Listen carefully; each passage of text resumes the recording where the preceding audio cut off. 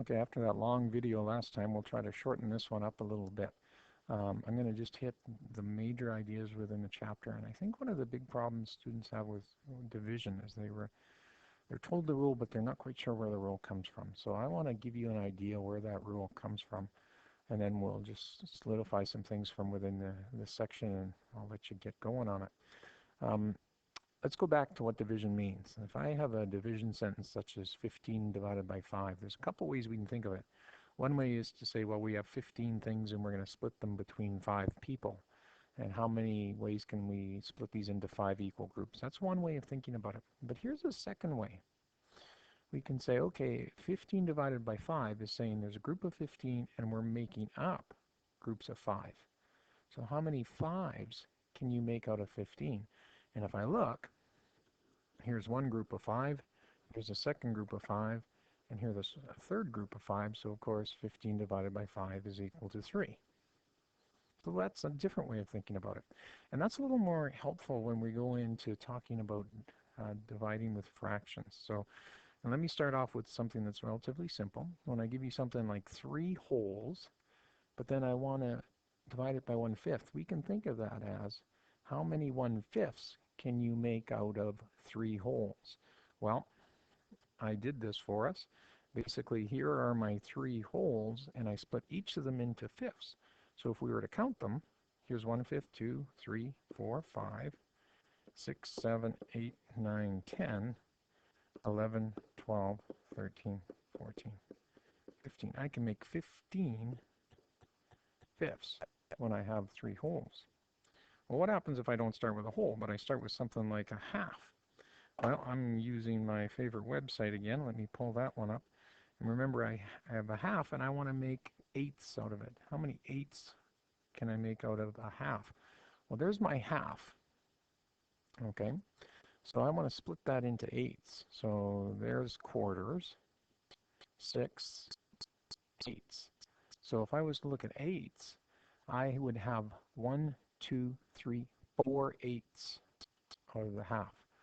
So I could make 4 eighths. So my answer, when I go back here, we would say 1/2 divided by 1/8 is 4, because I can make 4 eighths out of 1/2. All right, so let's go into what the textbook talks about. It talks about a reciprocal. It starts off with a reciprocal.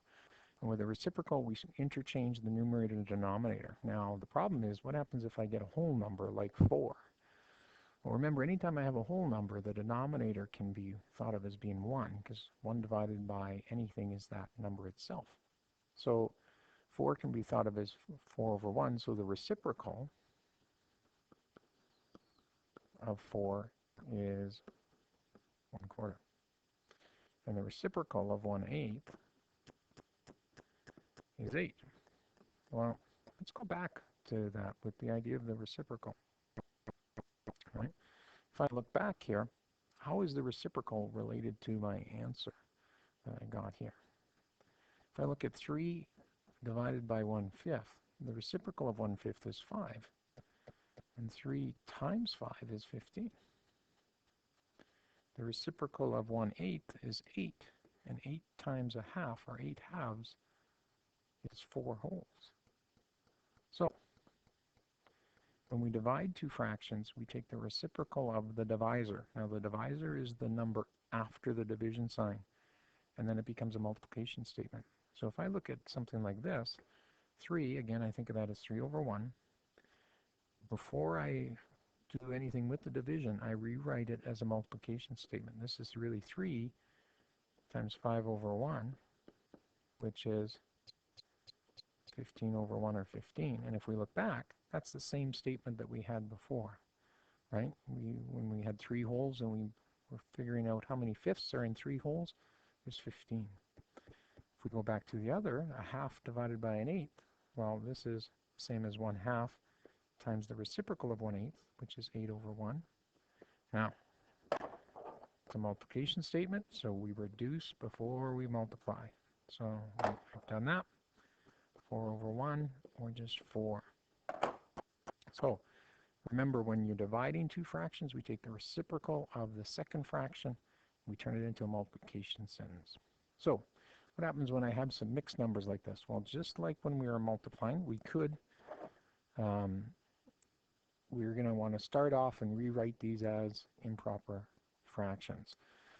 So we're going to think of this as, if I take 3 wholes and split them into eighths, I'll get 24 plus the 1 is 25 eighths divided by 1 1/4. If I took the 1 and split it into quarters, I'd have 4 plus the 1 is 5 quarters. This will be the same as 25 eighths times the reciprocal of 5 fourths, which would be 4 fifths. Now it's just like what we were doing last section. So 5 goes into 25 5 times, 5 goes into 5 once. 4 goes into 4 once, 4 goes into 8 twice. 2 and 5 can't be simplified, so I multiply 5 over 2. And again, I would leave that as the improper fraction. Okay? So you're going to see a bunch of those in the checkpoints and the drills. Now, what happens when it's written like this? This is what we call a complex fraction. And I find that it's just the notation that bothers students. Okay, now a complex fraction is, some people think all fractions are complex, but mathematically we would say a complex fraction is any fraction that has a fraction within its numerator or denominator as well. So that's what makes this complex. But you can think of it this way. This is really 2 2/3 divided by 1 1/8. So that's how you rewrite it as a division statement.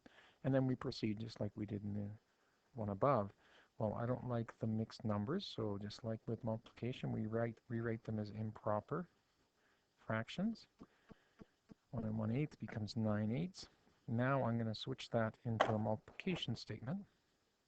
Okay, so 8 thirds times 8 ninths. And when I look, 8 and 8 both on the top, 3 and 9 both on the bottom, nothing common, so I can't divide anything out. I would multiply 64 over 27, and I would leave it like that. Okay.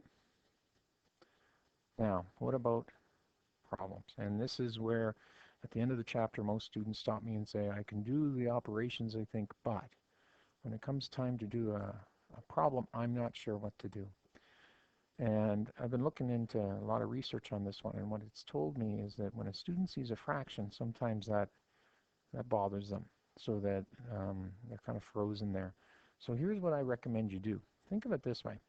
If I was to replace the number with the number that includes a fraction with just a number, so such as when I read the problem, it says it takes 2 1/4 yards of fabric to sew a dress.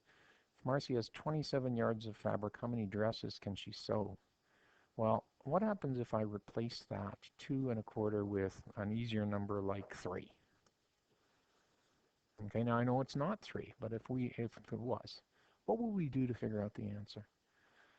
3 yards of fabric to sew a dress. She has 27 yards. How could we figure that out? Well, each dress takes 3 yards. She has 27 yards, so we would say it's 27 divided by 3, which is 9. Now the problem is, it doesn't take 3 yards. It takes 2 1/4. So we do exactly the same operation, but with the fraction.